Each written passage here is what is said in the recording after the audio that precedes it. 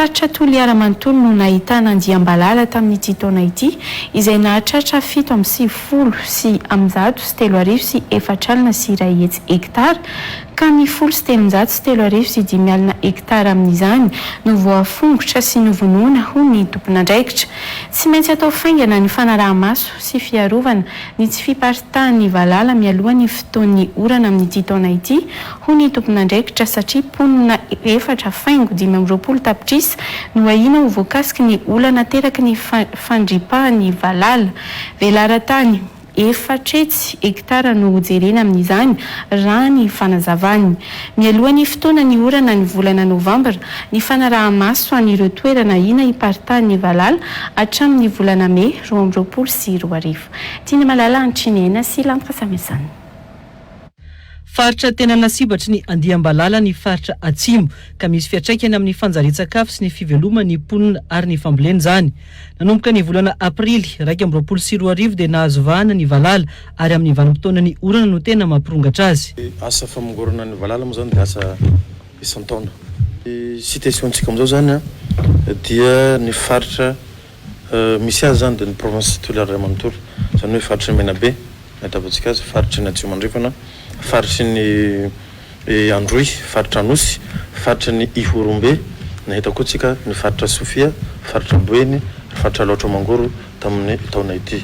Raha ny total ny infestation moa zany no filazana azy dia 143 197 hectares zany izy amin'ny zay infestation zay. Ireo zany le faritra ny superficie nahitavantsika valala, ny voatraité-tsika tamin'io zany hoe ny vonoantsika tamin'io nanaovantsika traitement zany dia 53 310 hectares. Saika ny 5.0 isanjato ny mponina eto Madagasikara no mahazo ambana amin'ny takaitra avelan'ny famotehana ataon'ny valala.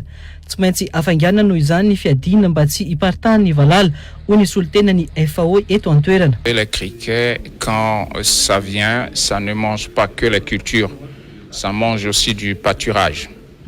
Dans la conséquence, c'est que aussi bien les éleveurs que les agriculteurs vont perdre leurs moyens de subsistance et leur sécurité alimentaire sera sérieusement affectée, et même leur nutrition. Et c'est pourquoi c'est urgent de le faire. Si on attend, c'est comme nous l'avons dit, à peu près 4 250 000 personnes qui pourraient être affectées, dont 1 million souffriraient terriblement dans un pays où nous avons déjà beaucoup d'autres difficultés. Il ne faut pas le permettre. C'est pourquoi il faut faire de la prévention. Vola mitetina enina faingovalo tapitrisa dolara no ento misehatra amin'ny fiadina amin'ny valala amin'ny taona ity ka ny 4 dolara no efa tafavoaka anombohana ny asa mandra-pivoaka ny teti-bola rehetra hoy ny soliten'ny ONU sy ny FAO eto Madagasikara. Une action immédiate est cruciale pour éviter une nouvelle invasion acridienne dans le pays. La campagne que nous prévoyons de commencer bientôt prévoit de traiter 400 000 hectares contre le criquet migrateur malgache entre novembre 2021 et mai 2022. Efa misy isan-taona ny andiam-balala satria misy faritra mila izany ka isan-taona dia tsy maintsy misy ny fiadina ny fiparitahany sy ny fanorenany fonenany vaovao hoy ny tale misehatra amin'ny ady amin'ny valala. Ny budget isan-taona dia miankinakina amin'ny zava-misy satria ny valala dia miankina amin'ny toetrandro, izany hoe arakaraka ny hatsaran'ny ranonorana no mampirongatra azy kokoa.